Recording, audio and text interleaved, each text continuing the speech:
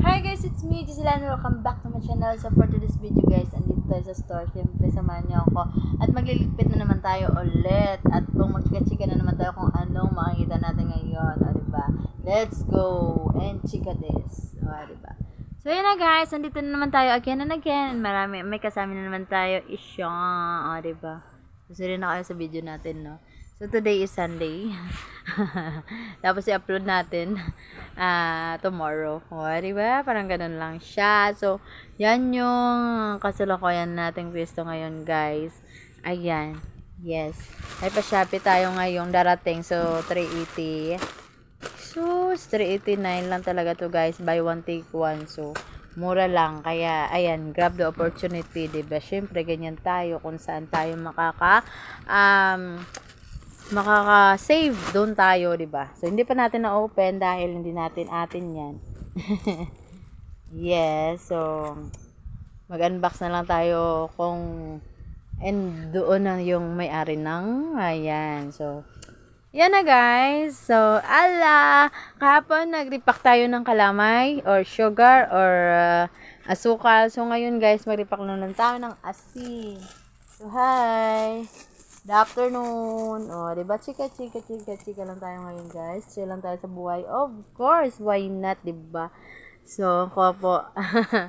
Ayan. Kung makikita nyo, guys, sobrang konti na lang. Ay, hindi naman ko konti.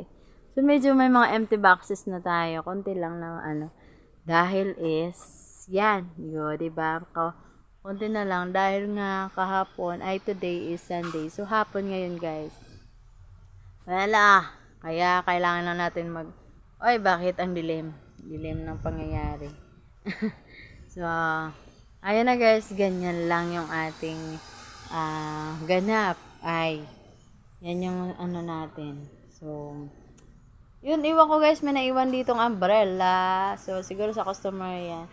So, sa labas guys, konti na lang yung laman. So, konti lang laman kasi kanina may laman din, konti pa din. Ngayon konting-konti na. Diba, parang ganun. So ganyan na yung ating pwesto guys, no. Ayan, may mga empty boxes na tayo. So mega love shout out to everyone kung sino mang pautang dyan. Pautangin nyo na ako. Yeah. Char lang. So kung merong willing to give me, just give me another chance. Yeah. To fulfill the boxes here. Diba? So ayan na guys, ganyan lang. Diba? Big love shout out to everyone, everybody. So mayat maya guys, pagkatapos yun ito, magbibideo ka naman tayo.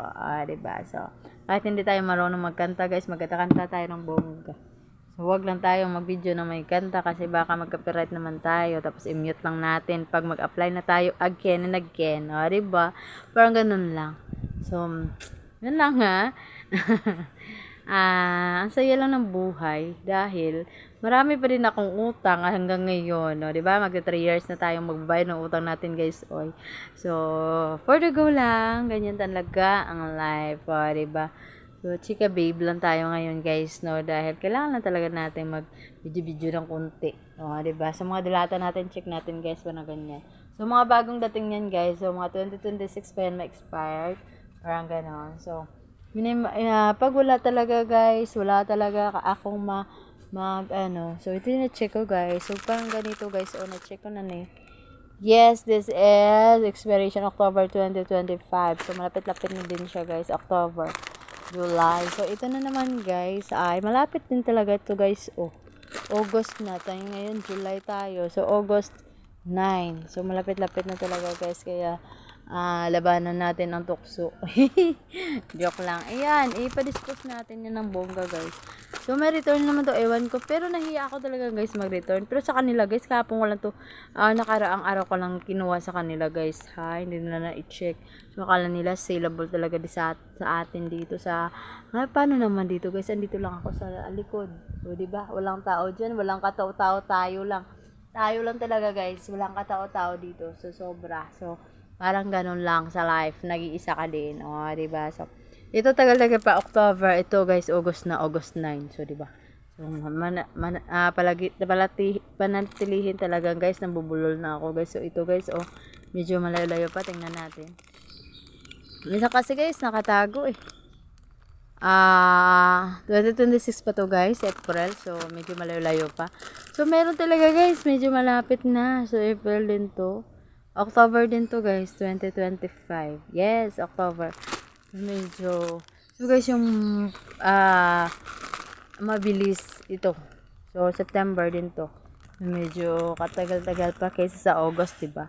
So, parang ganito siya, guys. So, kailangan lang natin talaga ng bonggang checking, guys, no? So, paano na lang kung everyday akong aalis?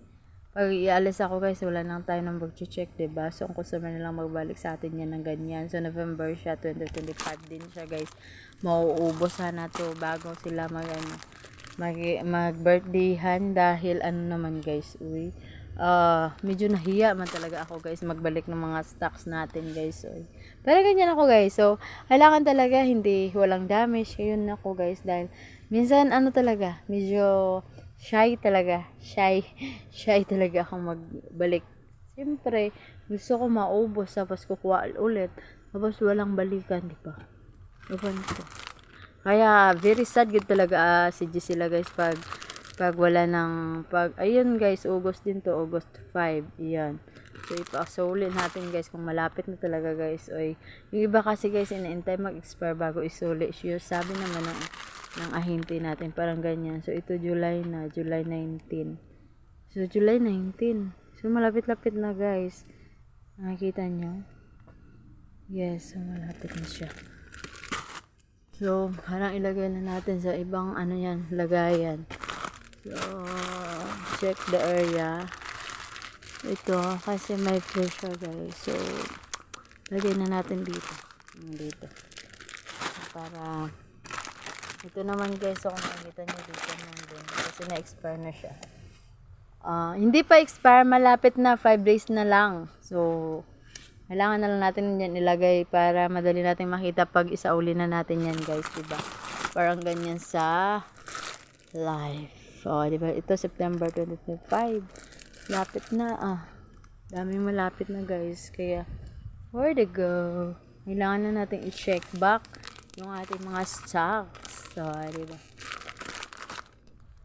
Pero kung sobrang ano dito, guys, sobrang mabili dito sa atin, hindi na to maabutan ng mga ganito. Diba? Kakaloka lang talaga. Ito, guys, matagal-tagal pa dahil ano siya, April 2026. So, ano lang siya. Meron talagang pang matagalang stocks, guys. Yes.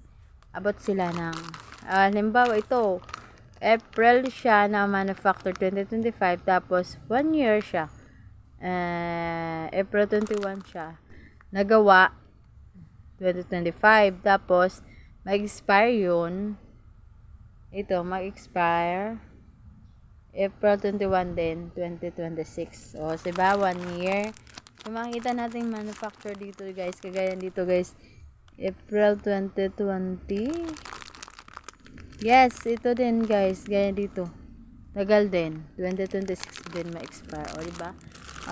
Okay lang siya. Dito, guys, mabilisan lang siya, guys. So, nung April siya ginawa. Tapos, yan, nakita nyo. April siya ginawa, tapos mag-e-end na siya sa October. O, ang bilis lang. Ilang ano lang, April, May, June, July, August, September, October. 6 month lang, guys, yung pagkain. 6 month. Depende siguro, guys, sa mga ingredient or, ewan ko ba, bakit. Basta yung mga mamon, parang ganito, madali lang. Yung mga biscuit, medyo 6 month hanggang 1 year. Ganun. Kaya kung masipag-sipag kayo, i-check nyo na lang. So, October 1 ito guys. October. Yes, October 1. October 1. Oh, diba? Para ganyan. Ito guys, yung mga jelly natin. Makikita naman, nilalagay naman nila yung manufacturer dito. Tapos, tingnan natin. So, yung iba pala guys, hindi nakaano lang siya, parang ganun lang. So yun, nakalagay yung expiration, ayan, nakikita niya, hindi niya price tag guys ayan, ano na yan, expiration. So makikita nyo, February 28, 2026. So makikita ba? Yes, ayan niya guys, yung expiration. Wala nakalagay yung kailan nag-manufacture sila. So, mga ganyan lang guys. Yes. Mga sticker, nalagyan ng sticker para makikita lang natin kung kailan ma-expire. So, yung iba guys nalagay dito. O, ano siya talaga. Kita nyo, hindi sila gumagamit ng papel na the sticker. So, ito yung expiration lalagay. So, nakalagay dito guys, 28 April 2026. So, diba? Nakatatak siya dito talaga. So, yung ito ya guys. Ito guys, pwede nang makuha. Diba? Makukuha lang siya. So, kung mabasa, hindi ma-monitor yung expiration, diba? Yes, hindi ma-monitor. So, yung ito, naka-print talaga guys. Oh. Yes, naka-print siya. Ito, iba naman din doon. Naka-print ko siguro. Yes guys, ito guys, oh. Dito. Yes. Yan. Kung makikita nyo, naka-print din siya. Yes, expiration date. 20 March 2026. Parang ganun. So, diba? Iba-iba yung paraan ng manufacture nila guys, no? Kung paano sila maglagay ng mga date. Manufacturing and date expiration. So, ito din guys, sticker yung gamit din. Ayan. Or tag, price tag, pero papel lang. Ayan. So, expiration yan guys. 4/10/2026. So, ano ba? Year, month, tapos day, tapos month, tapos year. So, meaning April. Meaning 4/10. So, yung 10 October, November, September, October, November. So, yes, October. So, October 26, October 4, 2026. Yan guys. So, hindi na natin mahulaan yan kung basa na yan yung papel na yan nilagay. So, parang ganyan lang guys. No? So, ito din guys, nakatatak siya. Oh. Yes, nakatatak din siya. Naka-okit din talaga ng bongga. So, yung iba, siguro nagmamadali. Gaya nito guys, hindi din naka-okit. Dito na lang sa labas nilagay. Tapos, yan. Dinikit na lang. So, day, month, and year pala yan guys. So, day 27, yung month is 3. So, March yan. So, year 26. So, March 3, March 27, 2026 yung expiration nito guys. No? So, medyo malayo-layo pa din. Pero, naka-sticker lang siya. So, next year pa yan ma-expire. So, ito, tingnan natin kung saan nila nilagay yung expiration and manufacturing date. So, yung iba pala guys, hindi na naglalagay ng manufacturing date. So, ang ginagawa na lang nila ay naglalagay ng expiration date. So, parang ganun lang sa buhay. Ang iba, hindi naglalagay din. Yan, manufactured dyan. Tapos, lagyan nila dapat, no? Pero wala kayong nakikita. So, iwan ko kung saan nilagay. Baka sa loob. Minsan guys, sa loob. Dito talaga sa stocks na to. Or sa item na ito. So, yan mga ganyan-ganyang bagay. So, iti-check natin ito. Yung jelly. Kung kailan. So, nakatatak din siya guys. Ayan, kung makikita nyo is March. Yes, 5/5/2026. So, katagalan pa. So, guys, thank you so much for watching and with me today. Ayan, for this video. Ayan, Team Suena Family, thank you so much, friends.